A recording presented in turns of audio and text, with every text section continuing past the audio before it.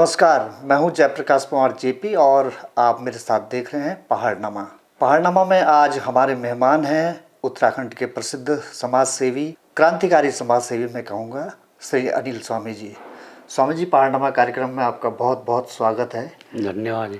तो पहला सवाल मेरा आपसे यही रहेगा कि आपके नाम के आगे स्वामी कब से पड़ा, इसके पीछे क्या कारण है? मैं जब भटवाड़ी उत्तरकाशी पढ़ता था तो मैं सन्यासियों की तरफ ज़्यादा रहता था और उसके बाद मैंने सन 76 में जो है घर छोड़ दिया था। अच्छा।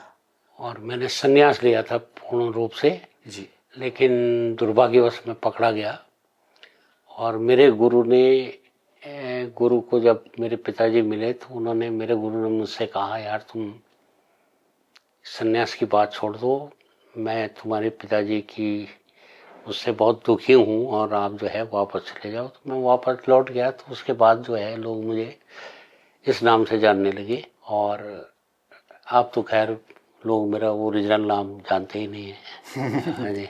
जी जी। तो अनिल स्वामी जी, ये बताइए कि आप थोड़ा अपने बचपन के बारे में बताइए। आपका जन्म कहाँ हुआ, किस तरह से आपके पालन पोषण हुआ? मेरा जन्म स्थान जो है रुद्रप्रयाग में, मेरे फादर इंटर कॉलेज में प्रिंसिपल थे जी। तो वहाँ पे मेरा जन्म 21 सितंबर 1958 को हुआ था। और उसके बाद हम शायद, मेरे को लगता है कि मेरे फादर जयरीखाल आ गए थे इंटर कॉलेज में जी। 60 के आसपास। और तब हमने वहाँ सन 71 तक एट्थ किया और 9th में हम श्रीनगर लौट आए। जी। और श्रीनगर से मैंने 9th 10th 11th किया और उसके बाद हम भटवाड़ी चले गए। जी। तो भटवाड़ी के बाद जो है मैं यहाँ कुछ स्थितियाँ ऐसी रही, क्योंकि एक तो वो प्रक्रिया भी थी, वो संन्यास वाली प्रक्रिया थी, तो बड़ा चर्चित और विवादित स्थिति रही थी। उसके बाद मैं यहाँ पॉलिटेक्निक में मैंने एडमिशन लिया, लेकिन जो एक्टिविटीज़ थी वो कहीं भी मेरे को चैन से नहीं रहने देती थी। यहाँ भी जो मैं सेकेंड ईयर में आया तो उस समय हमारे यूपी में 47 पॉलिटेक्निक होते थे जी। उनकी जो संयुक्त संघर्ष समिति थी उसकी पूरे उत्तर प्रदेश का मैं जो है अध्यक्ष चुना गया। और हमारे टाइम पे जो है बहुत सारे पॉलिटेक्निकों की स्थितियों को सुधारने, छात्रों की स्थितियों को सुधारने, रोजगार की बात के लिए जो है वो संघर्ष समिति ने कार्य किया और हम आगे बढ़ते रहे। लेकिन मैं उसके बाद काशीपुर पॉलिटेक्निक में मैं गया तो किन्हीं कारणों से, या आप समझो ये राज्य आंदोलन के समय 80-81 के पास जो है मैंने कॉलेज छोड़ दिया और मैं अपना पॉलिटेक्निक पूरा नहीं कर पाया। जो पेपर मेरे 2-3 छूटे हुए थे वो आज तक पूरे नहीं हुए और मैं चला आया। उसके बाद हम राज्य आंदोलन के लिए बिल्कुल सक्रिय रूप से रहे। 1942 इससे पहले एक वाकया ऐसा हुआ था कि मेरी सिस्टर की शादी थी 8 मार्च को 77 में श्रीनगर से जी। उस समय मुझे चंद्र सिंह गढ़वाली मिले और उनसे अचानक मुलाकात के बाद बड़ा विस्मयकारी बात ये थी कि हम तो विश्वास ही नहीं कर पा रहे थे कि इस आदमी ने 1930 में ऐसा काम किया होगा। तो मेरे फादर ने मुझे बताया कि उनको घर लाना, वो बड़े फ्रीडम फाइटर हैं। वहीं से मेरे जीवन का जो है वो परिवर्तित हो गया। अच्छा। सन 82 में हमने एक पदयात्रा करी थी। मैं था, मेरे साथ एक पंचम सिंह बिष्ट थे, भिवानी टेरी गढ़वाल के, और एक श्रीनगर के थे टीका प्रसाद थपलियाल जी। हमने चंद्र सिंह गढ़वाली जी के विचारों को फैलाने के लिए, बात करने के लिए जो है ये सारी चीज़ें जो है पदयात्रा के माध्यम से लोगों तक पहुंचाई। 60 दिन में वो पदयात्रा हुई थी। और उसके बाद सन 84 में हमने उनके उस पर जो है एक स्मारिका निकाली, जिसकी संपादिका जो है मेरी प्रिय बहन संपत्ति नेगी संध्या करके जो बोलते हैं, उसकी जो गढ़गौरव की अब संपादिका हैं वो, उनके संपादन में वो निकली थी। फिर 85 में हमने जो है चंद्र सिंह गढ़वाली जी की मूर्ति स्थापना की। कहाँ? श्रीनगर में। अच्छा। और मैं वो वाकया भी आपको सुना दूं कि 2:20 में उस समय नेशनल न्यूज़ चलती थी हिंदी। तो मैं, कैलाश जुगरान जी और भूपेंद्र असवाल जी बैठे हुए थे। 2:20 की न्यूज आई, तो 2:20 की न्यूज में जो है ये हुआ कि गढ़वाली जी नहीं रहे राम मनोहर लोहिया अस्पताल में। तो कैलाश भाई ने कहा जुगरान जी ने कि यार क्या किया जा सकता है। उसे कहा आज से इस सड़क का नाम जो है चंद्र सिंह गढ़वाली जी के नाम पर रख देंगे जी। तो भूपेंद्र असवाल जी ने जो है, उसके बाद दिवाली थी तो उन्होंने एक असवाल लाइट एंड साउंड करके एक कैलेंडर निकाला जिस पर लिखा उन्होंने चंद्र सिंह गढ़वाली मार्ग। वहीं से वो नाम पड़ गया। वो नाम जो है चंद्र सिंह गढ़वाली यार आज तक पड़े। वो उसका कोई प्रस्ताव नहीं है, उसकी कोई जनता के सहयोग से ही बन गया। आपने कहा कि चंद्र सिंह गढ़वाली जी से आप प्रेरित हुए, तो कुछ उनकी संस्मरण, कुछ यादें अगर आप कुछ हमारे दर्शकों को बता सकें। चंद्र सिंह गढ़वाली एक सपाट आदमी थे, बहुत स्पष्ट बोलने वाले आदमी थे। और उन्होंने अपना घर, अपने पारिवारिक स्थितियों को नहीं देखा और समाज के प्रति और देश के प्रति जो उनका वो था कंसेप्ट, वो उनके कूट कूट के भरा हुआ था। तो मैं उनसे एक दिन उन्होंने मुझसे कहा कि चलो भाई, मुझसे ललिता प्रसाद नैथानी जी ने कहा, सत्यपथ वालों ने, जब वहाँ पे कुंवर सिंह करमठ जी के यहाँ पे कोटद्वार में पूछा कि ये कौन है, तो उन्होंने पूछा तो उन्होंने कहा यार तुम शाम को आना, गढ़वाली जी को भी लेके आना। तो हम चल दिए। तो गढ़वाली जी की वजह से, मैं तो छोटा ही लड़का था, लेकिन गढ़वाली जी की वजह से ठीक ठाक परिवार होते थे उस समय। सब लोग गुड़ की चाय पीते थे, कुछ ही परिवार होते थे जो चीनी की चाय पीते थे, उनमें ये परिवार भी था नैथानियों का। तो इन्होंने जो है सब्जी, घी, दही और क्या कहते हैं दाल, जो भी है, आटे का हलवा उस समय बड़ा प्रसिद्ध होता था वो। तो गढ़वाली जी ने वो खाया और उसके बाद नीचे आए और उन्होंने अपना भोंपू लगा के चलते थे। उन्होंने अपना भोंपू निकाला और कहा सुनो भाई, लोगों को एक टाइम की रोटी नहीं मिल रही है ढंग से, इस सत्य प्रसाद के यहाँ जो है ये कहाँ से आ रहा है ऐसा खाना। मैंने उनसे कहा अरे उसे तुम कैसी बातें कर रहे हो, लोगों को जो है हमने तो आज पहली बार खाया इतना खाना। तो वो बहुत प्रैक्टिकल आदमी थे। दूसरी बात जो है, मैं उनको जो क्या कहते हैं जवाहरलाल नेहरू वगैरह जी ने बहुत उनके पीछे पड़े कि यहाँ रहो आनंद भवन में, तो रहे भी वो, उनकी मिसेज भी रहे। उसके जब वो एक्सपीरियंस सुनाते थे तो थोड़ा सा लगता था कि उनके साथ वहाँ, उनके साथ तो नहीं, नेहरू जी तो नहीं करते थे, लेकिन सबॉर्डिनेट जो उनके रिश्तेदार वगैरह था वो बड़ा तंग किया करते थे। तो ये आ गए।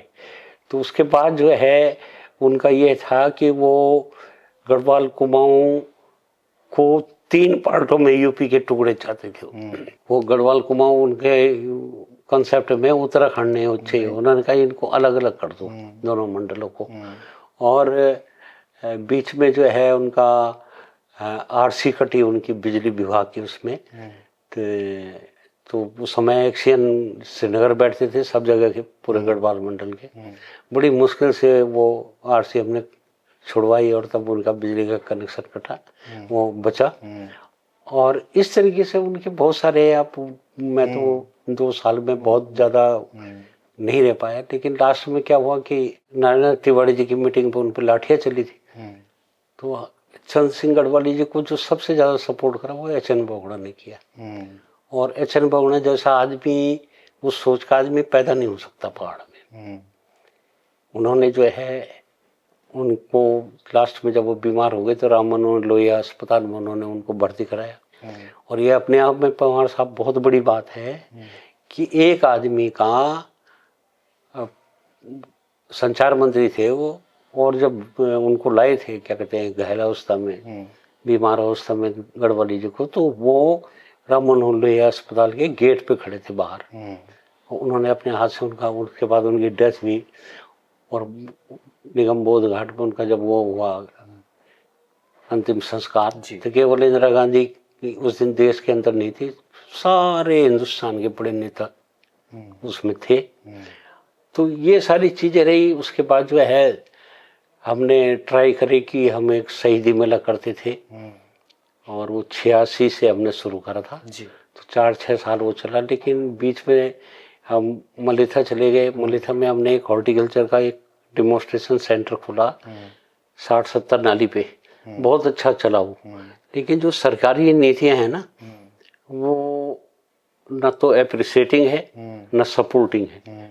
और वो सपोर्टिंग में भी ये है कि गलत काम, मतलब आप ये लगाओ कि मेरे यहाँ DHO टेरी के यहाँ से एक एयर कंडीशन गाड़ी आई थी जो कि 2000 पौध छोड़ गई थी टमाटर और बैंगन की जी। और हम कहा गया कि एक पेड़ पे 14 किलो का उत्पादन होगा। अच्छा। उतने बड़े खेतों को हमने साफ किया, उन पे वो डाला, और आशावाद का सबसे बड़ा घर पागल खाना है, हमने वो लगाए। पौध, आप विश्वास करें, एक पेड़ हरा भी नहीं हुआ। तो इस तरीके की जो नीतियां हैं, अब जैसे हम जो ट्रेडिशनल वे से अपने तरीके से जो चल रहे थे, हमने वहाँ 60 किलो के कद्दू निकाल दिए थे। हमने वहाँ अप्रैल के महीने खीरा वगैरह, भिंडी वगैरह निकाल दी थी। और वो अपने संसाधनों से, अपनी टेक्निक से, जिस मशरूम गर्ल और मशरूम बॉय बोलते हैं लोग, उस टाइम पे हमने वो मशरूम वहाँ प्रोडक्ट कर दी थी। लेकिन क्या हुआ कि ये जैसे ही सरकारी उनका हमारे ऊपर वो पड़ा, कदम पड़े उस वहाँ, ये खत्म हो गया। आपने मलेथा की बातें कह के जो है मलेथा की याद दिला दी। आज मलेथा की स्थिति क्या है, आपको क्या लगता है? मलेथा तो प्रोफेशनली बर्बाद कर दिया बीजेपी ने। बीजेपी का जो हिंदुत्व है, मेरे को राजनीति से कोई मतलब नहीं, लेकिन मैं आपको बताऊं, इनका हिंदुत्व कोई हिंदुत्व नहीं है। इन्होंने, मैं आपको किस्सा सुना रहा हूँ कि एक ठाकुर साहब है वहाँ पे, उसमें रखे पुल के वो हैं प्रोजेक्ट अफसर। अच्छा। वो जो लचमोली में, तो कुछ ऐसी घटना घट गई, तो उनके बच्चे पुच्चे थे, तो फिर उन्होंने मुझसे कहा कि आप किस जात के हो? मैंने कहा हम तो मनुष्य हैं। कहने लगा आप बताओ, मैं समझ गया। मैंने कहा आप कहाँ रहते हैं? कहने लगा मैं मलेथा में रहता हूँ, लखनऊ का रहने वाला हूँ, और प्रिंसिपल रावत जी के मकान पे रहता हूँ। तो मैंने कहा ऐसा है कि मैं हूँ तो ब्राह्मण, पर नकली हूँ। बोले यहाँ ठाकुर भी रहते हैं? मैंने कहा वो भी नकली रहते। क्या बोले? मैंने कहा हाँ। मैंने कहा जिस चीज के लिए आप पूछ रहे हो, हम तो इतने में समझ गए। उन्होंने मुझसे कहा कि कोई जरूरी नहीं था कि मलेथा में आप इतने सुंदर और इतने त्याग और इतने स्मारक को समाप्त करते। जहां से हम पुल को ला रहे हैं, उसके पल्ली पर पूरी भूमि बंजर है। हाँ, उसका इस्तेमाल किया जा सकता। हाँ, वहां करते। अब लोग जो है मलेथा के लोगों को वो कोसते हैं। देखो जी, हम बहुत सामान्य स्थिति के लोग हैं। तुम अगर 15-15 लाख रुपए दे दोगे तो किसकी लार नहीं टपकेगी? तुमने उनको ब्लैकमेल करा है। उनको तो अब एक पीढ़ी जाने के बाद पता चलेगा, और उनके आने वाली पीढ़ी ये बोलेगी कि साहब ये होता था। आपको क्या कहते हैं, अगर हमारे मदर दादा परदादा ने ये नहीं किया होता तो आज हमको ये दिन देखने नहीं पड़ते। मुझे वो दिन आते हैं जब माधवर सिंह कंडारी जी ने कहा था कि हम जंगली जानवरों के लिए इस पूरे सिरे को तारबाड़ कर देंगे। वो तारबाड़ तो आज तक लगी नहीं। और किसी ने कहा, हाँ, हमने अरग सिंह जी से बोला था, उन्होंने कहा जी हम कृषि महाविद्यालय बनाएंगे। वो चीज नहीं मिलती। आपने वो काम कर दिया कि वहां कुछ बने ही ना, क्योंकि उसका जो सांस्कृतिक स्वरूप है वो आपने ध्वस्त कर दिया। ऐतिहासिक स्वरूप भी। हाँ, ऐतिहासिक। आपने अब ड्रामा करके क्या करोगे आप? स्वामी जी, मैं थोड़ा सा आपको और पीछे ले जाना चाहता हूँ। जब आप पॉलिटेक्निक कर रहे थे, उस समय पूरे उत्तर प्रदेश के आप पॉलिटेक्निक छात्र संघ के अध्यक्ष थे, तो उस समय कुछ इस तरह की विचारधाराएं चलती थी कि आपका रुझान जो है कम्युनिस्ट पार्टी की तरफ या साम्यवाद की तरफ हुआ हो या किसी और की तरफ हुआ हो? ऐसा वैसा प्रतीत जैसे थे उस समय जो है वामपंथी, जो अब मैं आपको सीधी बात बताऊं, जो बहुत विद्वान होगा वो वामपंथी होगा, सक्रिय होगा, पढ़ने वाला होगा, लिखने वाला होगा, बक करने वाला कम हो, और संघर्ष करने वाले लोग। मैं आपको इस उत्तराखंड मूवमेंट की बात बता रहा हूँ कि हमारा बिरला कैंपस के जो दोनों हॉस्टल हैं, हम शाम को 150-200 लड़का बैठते थे बाजार में, वो मदन मोहन नौटियाल जी के वर्कशॉप। और उस वर्कशॉप के अंदर पूरी स्ट्रेटेजी बनती है। सन 81 में हमने जो है वन संरक्षण अधिनियम का वो करा। 86 में हमने जो है उत्तराखंड में स्टूडेंट फेडरेशन ऑफ यूएसएफ का वो करवाया, सम्मेलन श्रीनगर में। और लगे रहते थे, कभी वॉल पेंटिंग, कभी कुछ, क्योंकि संसाधन तो होते नहीं थे इतना। तो उस समय ऐसा नहीं होता था कि कोई ये चिंता नहीं, क्योंकि बीजेपी के जो आरएसएस वगैरह ये बहुत सक्रिय नहीं होते थे और ना इनका कंसेप्ट है। आज ये इसलिए है कि एक छद्म राष्ट्रवाद जिसको बोलते हैं, क्योंकि मैं आपको बोल रहा हूँ अगर आपके अंदर राष्ट्रवाद है तो तेरी तो जो है कभी तुम्हारा गुलामी नहीं रहा, उसको अलग कर दो, स्वतंत्र देश बना दो। अगर आप ही बोल रहे हो राष्ट्रवाद, कहाँ से आ गया वो राष्ट्रवाद? तो ये सारी चीजें जो है बहुत गलत तरीके से देश। तो फिर आप उत्तराखंड आंदोलन से जुड़ गए काफी खूब। हाँ, तो उस समय क्या किसी उत्तराखंड क्रांति दल से जुड़ गए थे आप, मतलब या किसी पार्टी से जुड़ गए थे? कार्यक्रम उत्तराखंड क्रांति दल ही करता था। अच्छा। तो हम इन्हीं के साथ जुड़े हुए थे। इसमें 72 घंटे के बंद हुए, क्या कहते हैं 24 घंटे के बंद हुए, जेल भरो हुए, और ये सारे कार्यक्रम हमने संपादित किए। और ये साथ साथ और कार्यक्रम भी चलते रहते, जैसे हमारे शहीदी मेला चलता था, फिर ब्लड डोनेशन का काम चलता रहता था, फिर वो कुष्ठालय का काम हमारा था, वो भी हमने करा। फिर जगह जगह हमने पर्यावरण गोष्ठियां करी, फिर चौथान में, रिक्साल, किरखू और आपका देलचोरी, ये बडियारगढ़, वो तेगढ़ में, बडियारगढ़ में, ऐसे हम कार्यक्रम करते रहते थे। बहुत। तो आपका राजनीतिक रुझान कभी रहा कि मुझे राजनीति में आना चाहिए या उसमें सक्रिय होना चाहिए?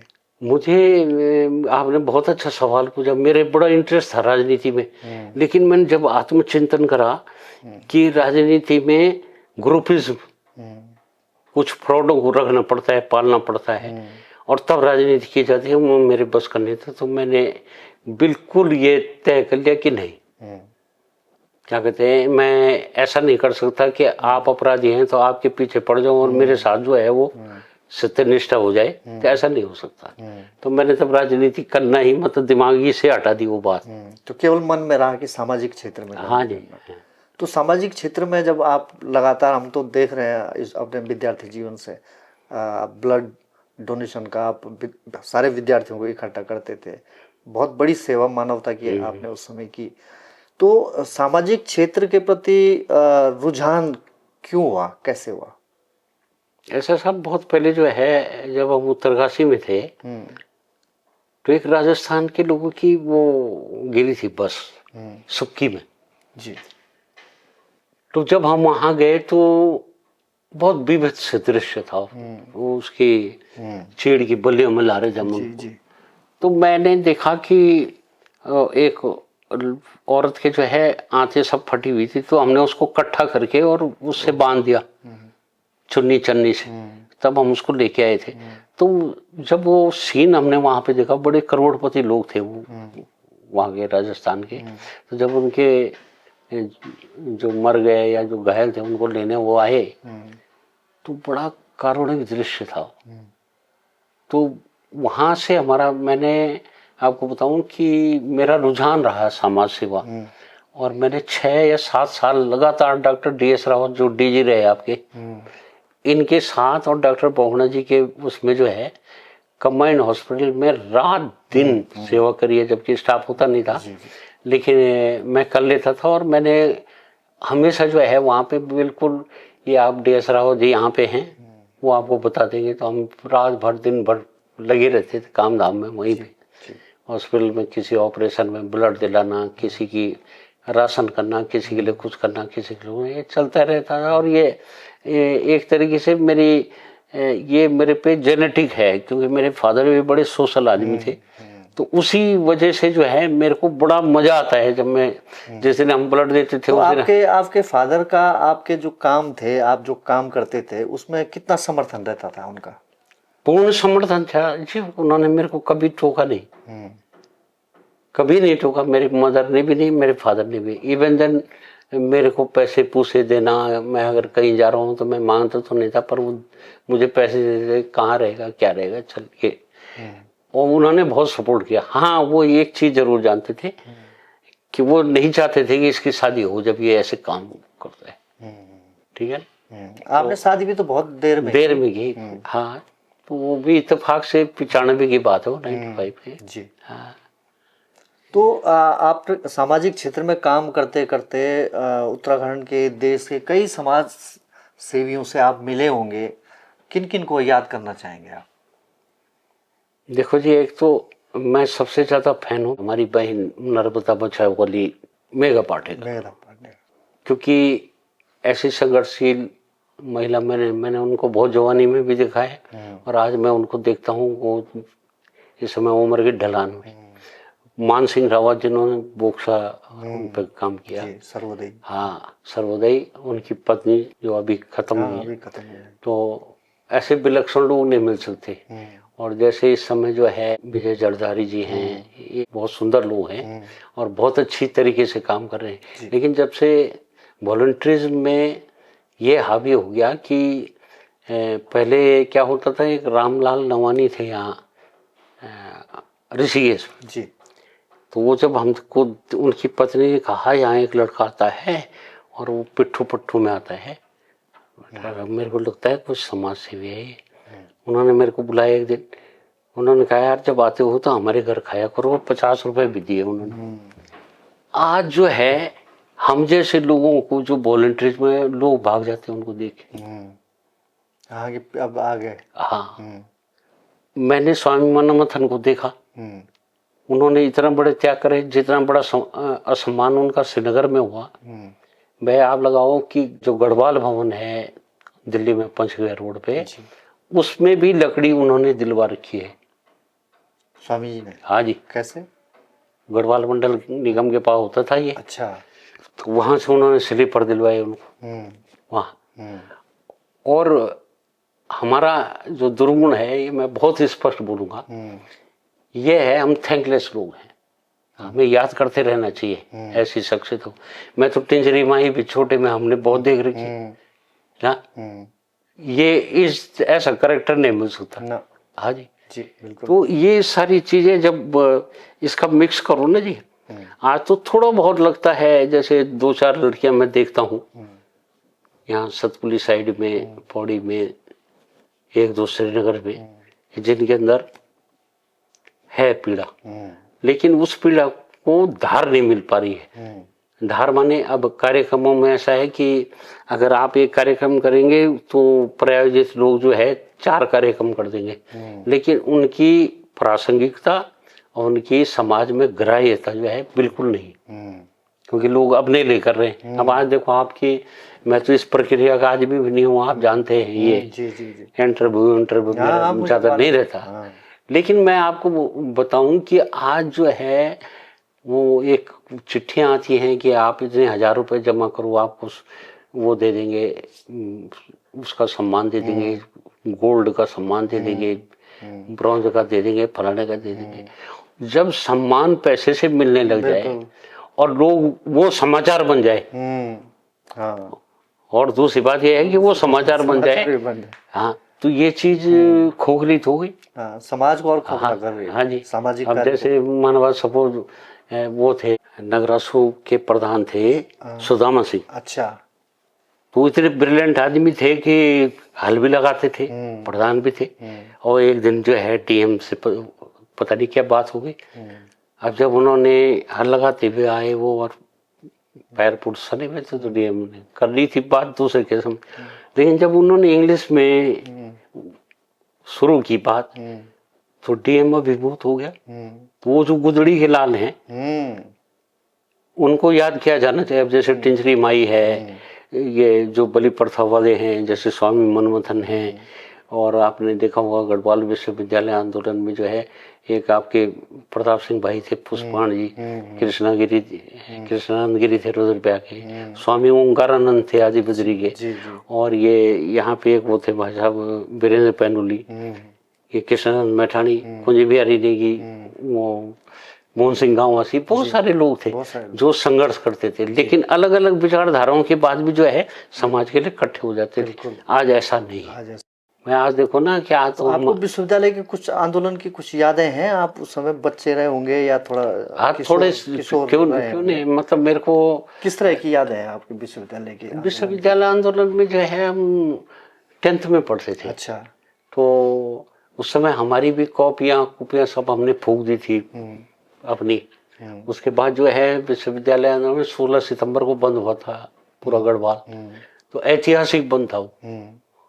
उसके बाद जो है जब स्वामी मनमथन यहाँ ऋषिकेश आए तो ऋषिकेश के लड़कों ने कहा हमें हमारे यहाँ पीजी क्लासेस खुलवाओ।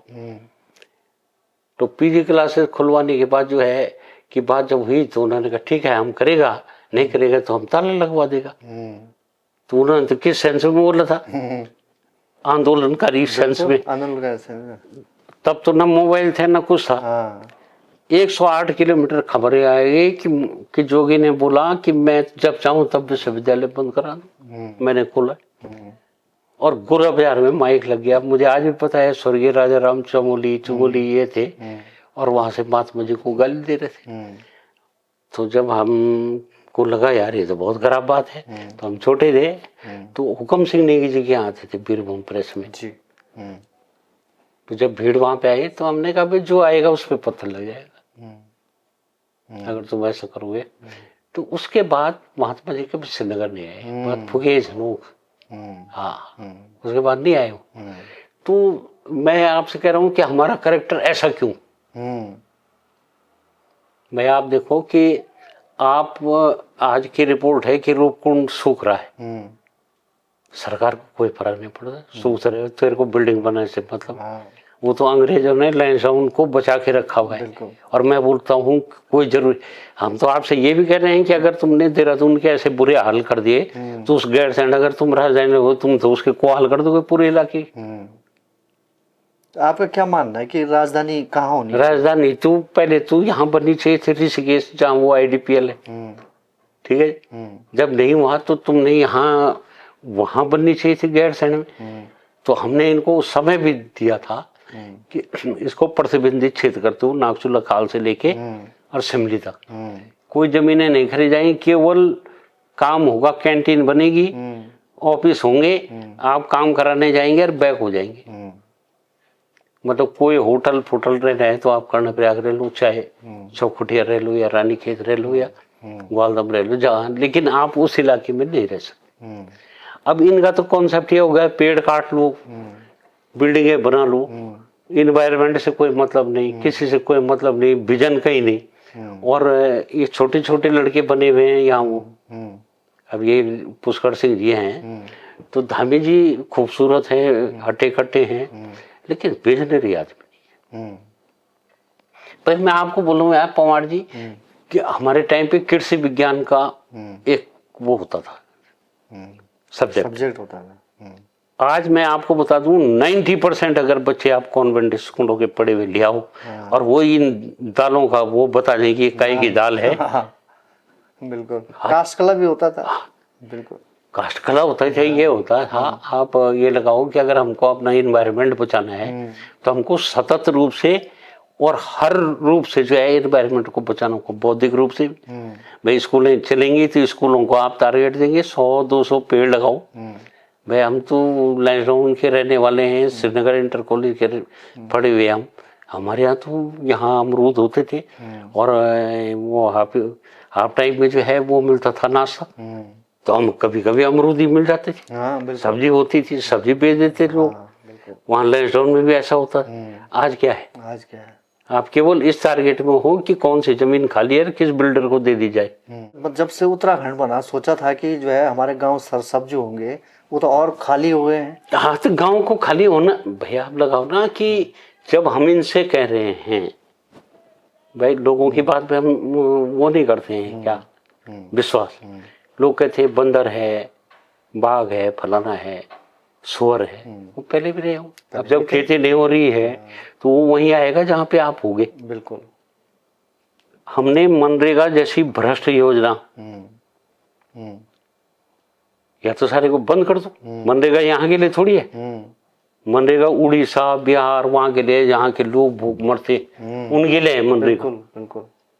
इनके लिए क्या हो रखा है कि साहब बम्बई रह रहे हैं, जॉब कार्ड यहाँ बना रहा है, आधा प्रधान खा रहा है, आधा वो खा रहे हैं, बस। और आधा जो है वो वीडियो ब्लॉग वाले खा रहे हैं। मैंने इनसे कहा था, मैं जबकि भारत सरकार के कृषि मंत्रालय के सचिव के पास भी गया कि सर ऐसा है कि एक बार, हमारा बहुत छोटा स्टेट है, एक बार एक उसमें मौसम में खाली आप जो है पूरी कालागढ़ से लेकर पिथौरागढ़ तक की पूरी जमीन को हल लगवा दो मनरेगा में, बिल्कुल बीज डलवा दो। बोले उससे क्या होगा? मैंने कहा जी भूमि फटेगी, भूमि सुधार होगा, पानी का संचय होगा, कुछ न कुछ पैदा होगा। और अगर कुछ पैदा होगा तो आपको ये भी रिसर्च से पता लग जाएगा कि जब सब जगह खेती बाड़ी होती रहती है तो जंगली जानवरों से कितना नुकसान होता है या बचाव होता है। तो मैंने कहा बहुत सारी चीजें हैं और इन्वायरमेंट पे इतना चेंज आ जाएगा जिसकी कोई हद नहीं। तो उसने कहा ठीक है, बोल तो आप ठीक है। मैं जबकि बद्रीनाथ का प्रसाद लेके गया था उसके लिए स्पेशल, मैं कल लो जी ये बद्रीनाथ का प्रसाद है, तुम्हें कसम है जरा देश के बारे में सोचो और प्रदेश के बारे में सोचो, क्योंकि नीचे का आदमी और ऊपर का आदमी जिस तरीके का पैटर्न बन गया है, हम हिमालय की संरक्षण रावतने की थपलियात बहुगुणों के लिए नहीं कर रहे, ये पूरे देश दुनिया। हम जब हिमालय बचेगा तब तो नदी बचेगी। बिल्कुल। अब आप अगर वहां इस तरीके के काम करेंगे जिस तरीके आजकल चल रहा है, रोड चौड़ी करना कोई बहुत बड़ी बात नहीं, क्यों कर रहे हो रोड चौड़ी? वह रोड भी चौड़ी कर रहे हो, जहाज भी चला रहे हो, रेल भी ला रहे हो, ये क्या कंसेप्ट है? क्या कंसेप्ट है? ऐसा तो है नहीं पवार जी की पहले क्या कहते हैं रोड वो थी, देर लगती थी, एक्सीडेंट इतने ही हो रहे हैं बल्कि अब ज्यादा हो रहे हैं, पहले तो और अब ज्यादा मर रहे हैं लोग। मैं तो एक ही दिन में आप ऋषिकेश से सीधे बद्रीनाथ लोग छोड़ दोगे तो बीच में क्या करेंगे लोग? हाँ तो आप देखो ना, अब जब रेल हो जाएगी तो मैं आपसे कह रहा हूँ व्यापार पे इतना बड़ा सारा बीच का जो लोग रोजगार ठप है, ठप। ये सारी चीजें हैं, इनका रोजगार करना है तो लहसुन की तरफ जाइए आप, जहाँ 12 मास यात्री चलता है, वो भाई टूरिस्ट चलता है, और 12 मास हो भले ही वहां भी कंट्रोल किया जाना चाहिए महंगाई को, लेकिन वहां 12 मास जो है पर्यटक है और वो ताड़केश्वर जाते हैं। बिल्कुल, वो स्वामी राम के उसमें, ठीक है, और भव्य है ये। वहां के यहाँ के लोगों को तो ये तो 4-5 हजार का कमरा देते हैं, वहां 10,000 रुपए के झोपड़े जा रहे किराए। बहुत सुंदर चल रहा है, बहुत सुंदर चल रहा है। बिल्कुल, सब लोग एक ही जगह क्यों जाएं, फैल जाएं पूरे उत्तराखंड में। तो आपको क्या लगता है कि उत्तर प्रदेश से अलग होके जो हम लोगों की उत्तराखंड की पृथक राज्य की मांग थी, ये हमारे फायदे के लिए हुई या नुकसान हुआ? बिल्कुल नुकसान के लिए। भाई आप देखो ना, एक होती है कार्बन कॉपी, हम हार्ड कॉपी हो गए, कार्बन कॉपी यूपी बन गए। भाई यूपी में 2 रुपए 4 रुपए 5 रुपए घूस खाते थे लोग, यहाँ तो घूस भी खा रहे और अगड़ भी रहे। बिल्कुल। तो और घूस खाने का इतना गंदा तरीका है, काम भी नहीं कर रहे। अब आप देखो कि गदेरों पे आपने कंस्ट्रक्शन करवा दिया, कौन करा रहा है? पटवारी, तहसीलदार, एसडीएम। जिस दिन बाढ़ आ रही है, कोई नुकसान हो रहा है, उनको पकड़ो ना, उनको करो दफन यहाँ। बिल्कुल, जिनके कार्यकाल में सब कब्जा हुआ है, जो कर रहे हैं पैसे खिला खिला। मैं आपके उससे बोल रहा हूँ कि एक रामपाल रावत करके एक वो नायब तहसीलदार रहे, मुंह छुड़ा दूं मैं पूरे उत्तराखंड के अंदर की, इतना सज्जन आदमी, इतना ईमानदार आदमी, पटवारी भी रहे, उन्होंने कभी किसी तो ऐसा क्यों नहीं है कि रामपाल रावत पैदा करो तुम? ये सारी चीजें चलती जा रही है। उत्तराखंड में आपको क्या लगता है कि जिस तरह से यहाँ पर जो एक तरफ से जो राजनीति है उसमें इस तरह के लोग आ रहे हैं, जो जिन्होंने आंदोलन किया वो लोग कहीं दिखते नहीं है राजनीति में? देखो जी, आंदोलनकारी तो घमंडी हैं, चाहे वो मैं हूँ चाहे कोई हो। उनके अंदर ये था, उनके दिमाग में ये था कि उत्तराखंड बनेगा तो तुम्हारी गोद में आ जाएगा, और हम भी इनके साथ पागल बने। क्योंकि अब जब आपने राज्य की आंदोलन की लड़ाई लड़ी, आपने राज्य आंदोलन के लिए कंसेप्ट नहीं बनाया क्या होना चाहिए। आप ये देखो, ये बीजेपी तो बहुत खराब किस्म की पार्टी है, मुजफ्फरनगर कांड करवा रखा है, ये मुजफ्फरनगर में अगर गोलियां चली, बदनाम भले मुलायम सिंह जी की वो थी सरकार, वो हुए, पर मरवाए इन्होंने लोग। इन्होंने बोला वहां के हथियार लेके आ रहे, लोग मर गए उसी चक्कर।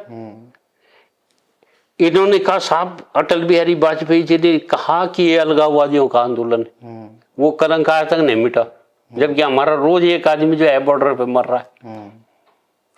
तुमने क्या किया हमारे साथ, उधम सिंह नगर, हरिद्वार, फरिद्वार सब जोड़ जाड़ के, कानपुर, फलाना ढिमकाना हमारे साथ जोड़ के, नाम भी उत्तराखंड माने इनके तथाकथित बुद्धिजीवी कहते हैं कि उत्तरांचल कितना बढ़िया नाम था। तो भैया ये तो केदार खंड में लिखा हुआ है, ये तो पुराने शास्त्रों में लिखा। तो इनका काम है भ्रमित करना, और इन्होंने भ्रम में जो है पूरा प्रदेश ही बर्बाद कर रखा है। अब वहां मैं एक दिन रुद्रपुर गया तो वहां पे एक कार खड़ी थी, तो मैंने पूछा भाई यूपी कहाँ लगता है? कहने लगा जी ये जो कार है, इस कार के आगे के टायर जो है उत्तराखंड में है, और पीछे के टायर जो है यूपी में, बिलासपुर तहसील है जी।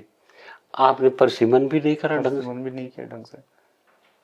आज उसी का सारा भुगत रहे हैं। हाँ, पूरा उधम सिंह नगर से लेके हरिद्वार देहरादून तक। हाँ, उसी का भुगत रहे, बाकी है पूरा पहाड़ खाली हो गया यहाँ पर। हाँ, ये है। तो आप आगे जो है, हमने जो इनसे बोला था, आप एक बार को, अब आप इससे क्या लगाएंगे? कोई है यूथ खड़ा हो रहा आज, जो आजकल ये भू कानून का मामला चल रहा है, इस पर क्या कहेंगे आप? भू कानून का मामला जो है ना, कि ये देर हो गई है इसमें कुछ। हाँ, बहुत देर। ये तो शुरू में ही हो जाना चाहिए। हाँ, शुरू में हो जाना चाहिए था। और भाई आप जो यूकेडी के लोग हैं या जो राज्य के समर्थक लोग हैं, अरे हिमाचल प्रदेश का पढ़ लेते। हमने तो परमार साहब को पढ़ा है, परमार साहब का वो देखा, कितना विजनरी आदमी थे वो ना। आपको पता है कि आप 370 हटाने की बात, वहां 371 है। आप यहाँ 72 साल, वो 62 साल कर्मचारियों की वो कर रहे हैं, प्रोफेसरों को तुमने 65 कर दी। मैं कह रहा हूँ वहां आज भी 58 साल है रिटायरमेंट की उम्र। कहाँ? हिमाचल में भ्रष्टाचार तो कम होगा 2 साल में, वो जो भ्रष्टाचारी है वहाँ के, जो बताते हैं लोग के, जो वहाँ के जो प्रशासनिक लोग हैं, अधिकारी लोग हैं, जो बहुत सज्जन लोग, मतलब बहुत प्यार प्रेम से जो है काम करते हैं। यहाँ तो किसी ऑफिस में जाके आप हाँ, फिर दूसरी बात जैसे हॉर्टिकल्चर है, तो आप ये देखो कि जितने भी टूर हमारे यहाँ से आते हैं उत्तराखंड से या हिमाचल में, तो ये गलतियां पहले से हो रखी है। कैसे? ये सन 47 में 48 में जब हमारी 13 रियासत यहाँ मिली थी भारत में, उस समय इसको उत्तर प्रदेश में न मिल के जो है हिमाचल में अगर मिला दिया जाता तो इसका कंसेप्ट ही बदल चेंज हो जाता। हाँ जी। भले मैं उत्तर प्रदेश के उन अधिकारियों का दाद देता हूँ कि आज हमारा आदमी, पहाड़ का आदमी, रावत, नेगी, थपलियाल, बगुणा, नोटियाल जो भी है, ये नहीं रहना चाह रहे वहाँ। मैंने तो बुंगीधार जैसी जगह देखी हैं जहाँ बनारस के राय साहब जो है डॉक्टर थे, और क्या कहते हैं कानपुर का अग्निहोत्री जो है फिजिक्स का लेक्चरर। बिल्कुल उस जमाने में तो मैंने वो देखा, मैंने उनसे पूछा अग्निहोत्री से, मैंने कहा क्या है? कहने लगा ठीक है जी, अखबार यहाँ आता नहीं है, लाइट यहाँ होती नहीं है, बच्चे पानी ले आते हैं, सवेरे उनको पढ़ाते हैं, वो हमारा खाना भी बना देते हैं, शाम को भी उनको पढ़ाते हैं, टाइम निकल जाता है। मैं तो अंकल PCS की तैयारी कर रहा हूँ। निकला वो लड़का PCS में। यहाँ का आदमी क्या बोल रहे हैं कि मैं देहरादून जाऊंगा, ठेकेदारी करूंगा। मास्टर हैं और जमीनों के काम कर रहे हैं। हाँ, बिल्कुल। भाई हमने अपने फादर देखे। हम लोग सुनते हैं कि हरियाणा में बोलते हैं कि लोग कि मैं फौज का अधिकारी बनूंगा या स्पोर्ट्स में आगे जाऊंगा। बिहार का बोलता है कि मैं UPSC PCS बनूंगा या IAS बनूंगा।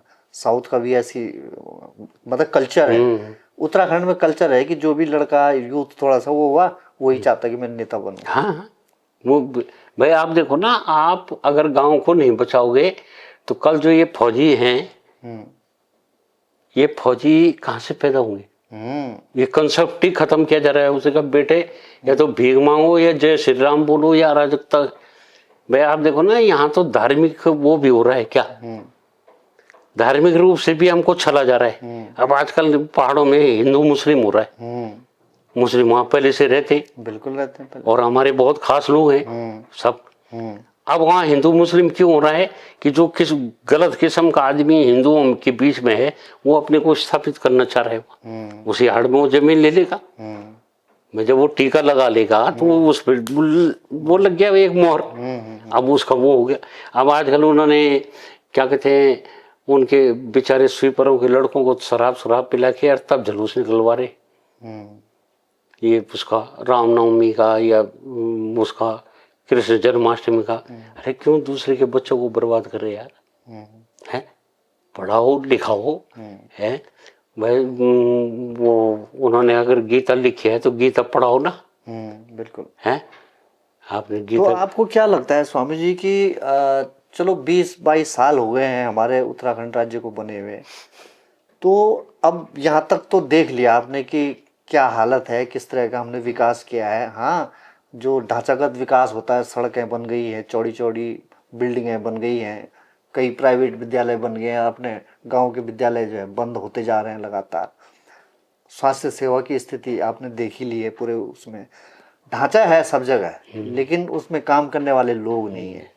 तो अब इस सारी प्रक्रिया, इस जो ये एक तरफ से एक तरह का माहौल बना हुआ है, इससे अब हमें कैसे पार पाएंगे, मतलब हम क्या लगता है आपको नया उत्तराखंड किस तरह का होगा? भाई नया उत्तराखंड में तो अराजकता का दौर शुरू होना है और अराजकता के बाद हिंसा का दौर शुरू होना है, चोरी लूटपाट इसका दौर शुरू होना है, उसके बाद कहीं जाके कोई क्रांति आएगी तो पता नहीं, लेकिन अब नहीं रहे। क्योंकि मैं आपको बताऊं, मैं सबसे ज्यादा दोषी मानता हूं पुराने से ब्राह्मणों को, इसलिए कि ये पढ़े लिखे थे, विद्वान थे, ये गांव से भागे, पलायन का पहला कारक है ये।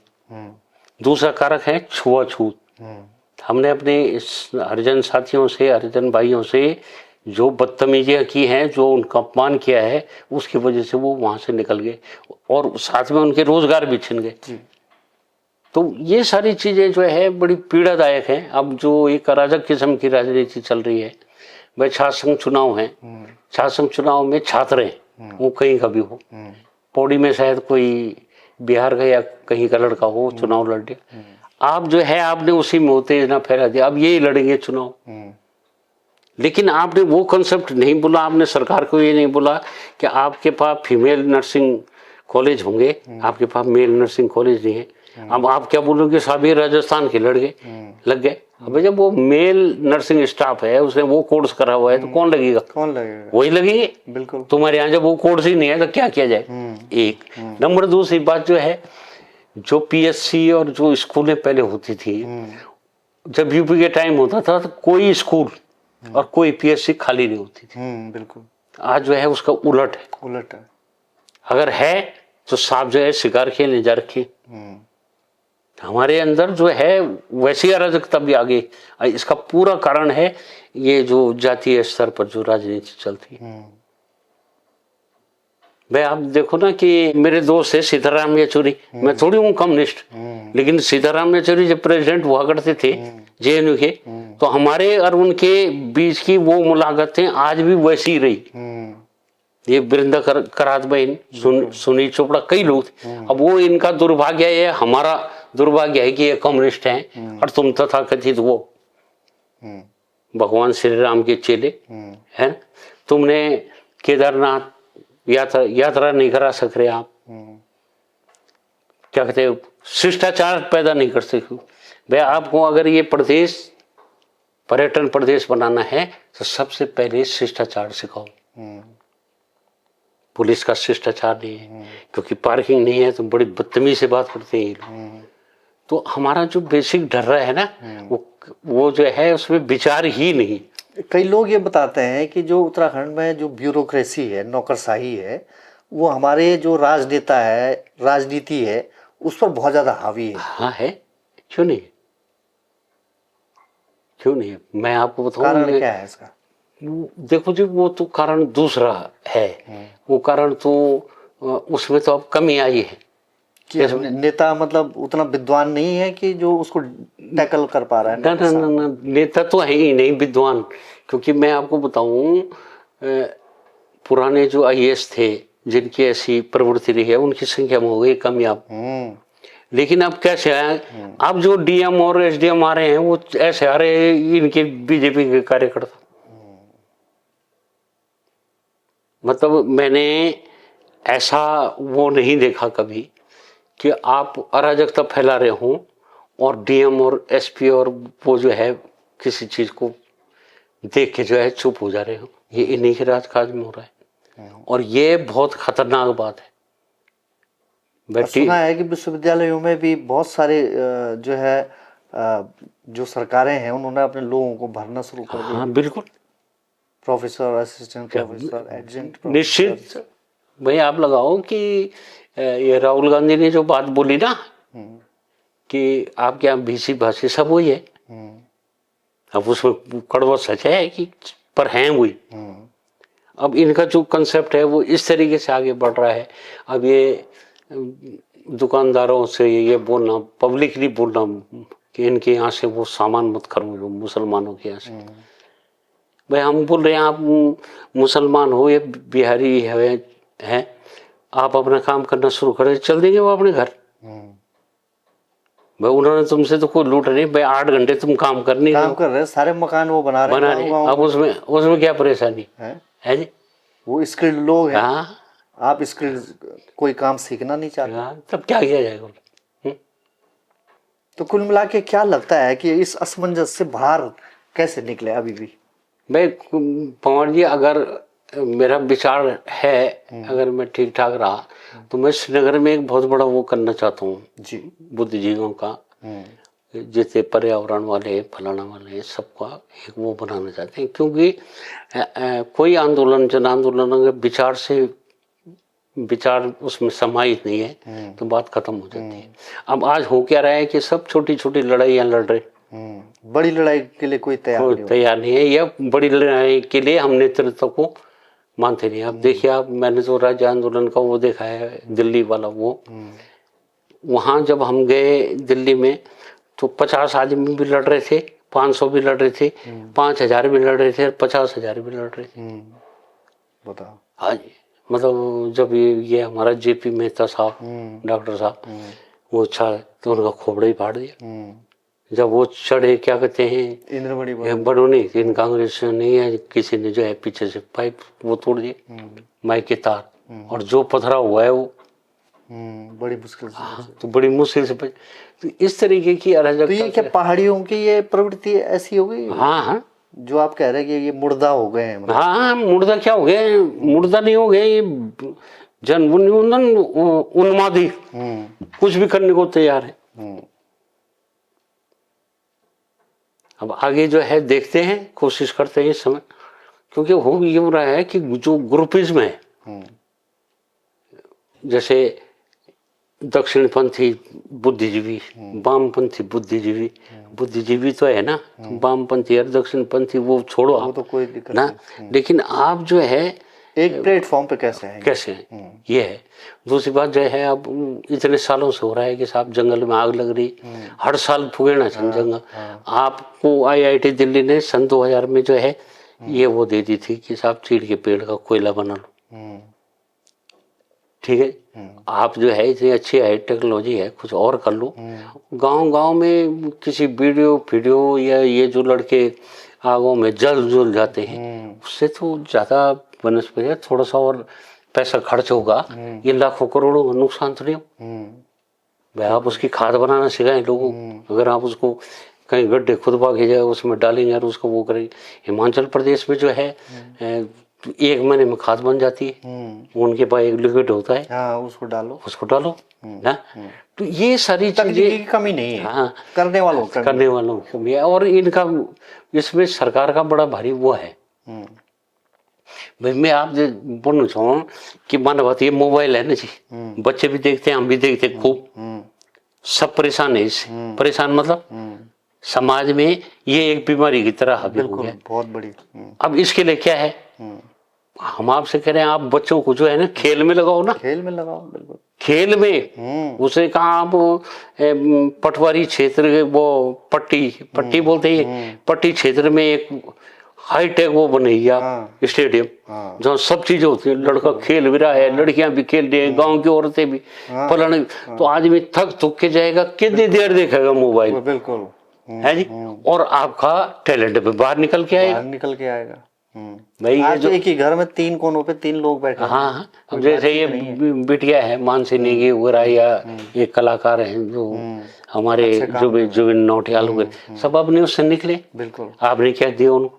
भाई नरेंद्र सिंह नेगी को आप रतन बोलोगे, तुमने बनाया उसको रतन? वो तो खुद ही रतन है।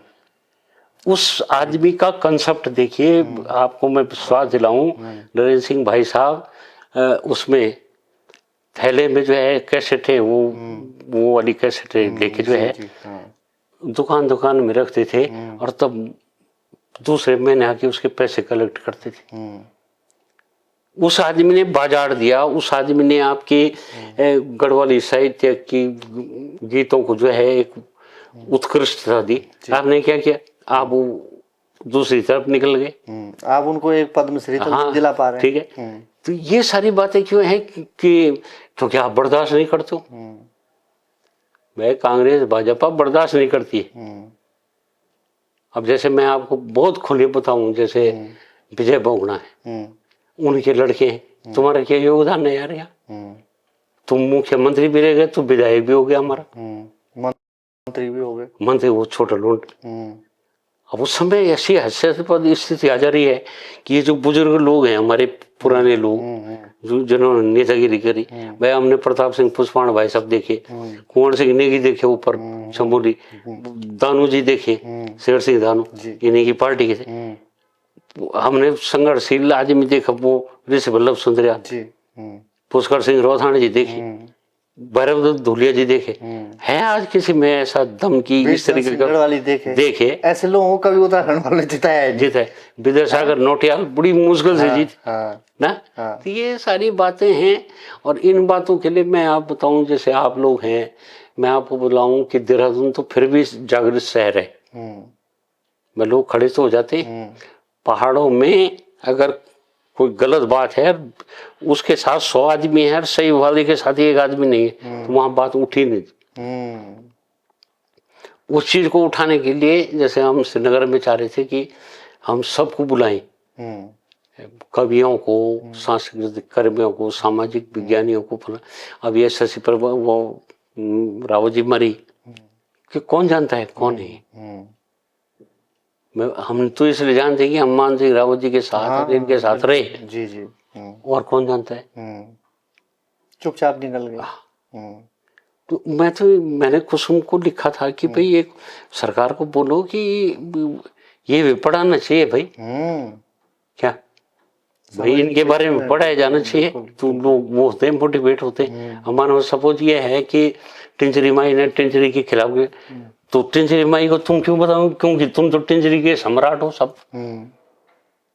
भाई आप ये लगाओ, ये इतनी खतरनाक पार्टी है बीजेपी।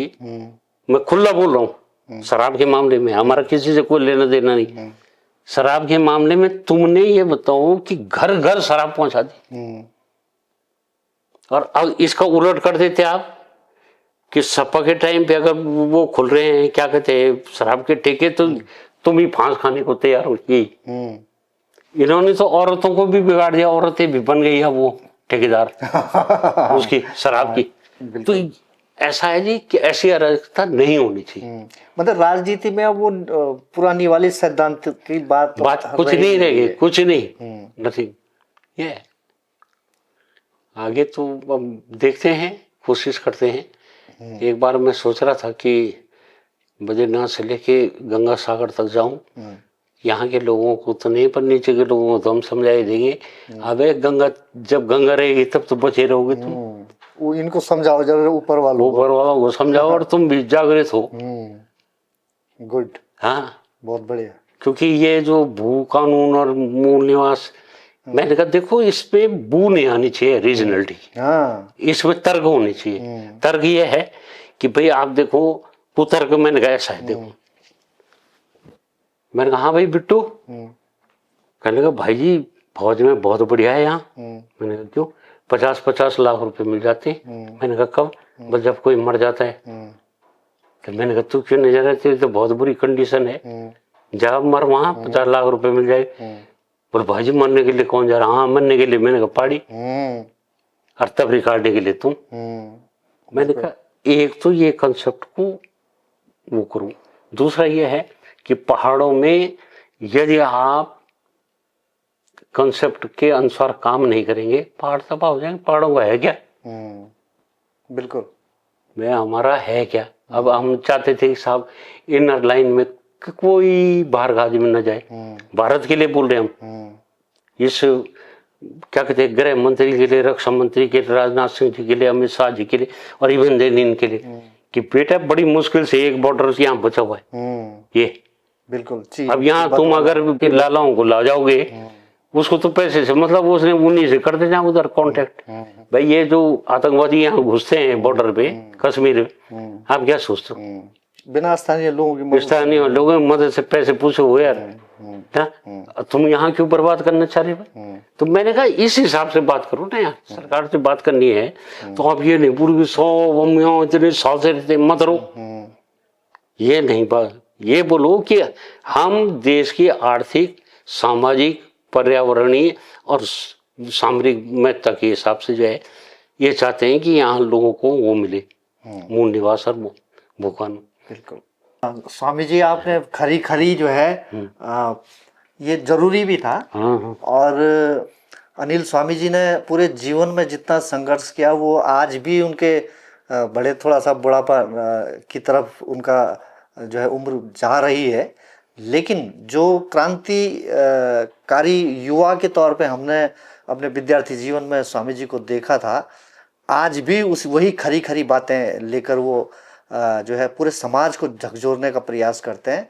और बहुत अच्छी बात है कि वो अब आने वाले समय में चुपचाप शांत बैठने वाले नहीं हैं, बल्कि उनका विचार है कि यहाँ के बुद्धिजीवियों को साथ लेकर के कुछ विचार मंथन किया जाए और पूरे उत्तराखंड की एक नई भविष्य की तस्वीर को जो है सामने लाया जाए। तो बहुत बहुत धन्यवाद पहाड़नामा से जुड़ने के लिए।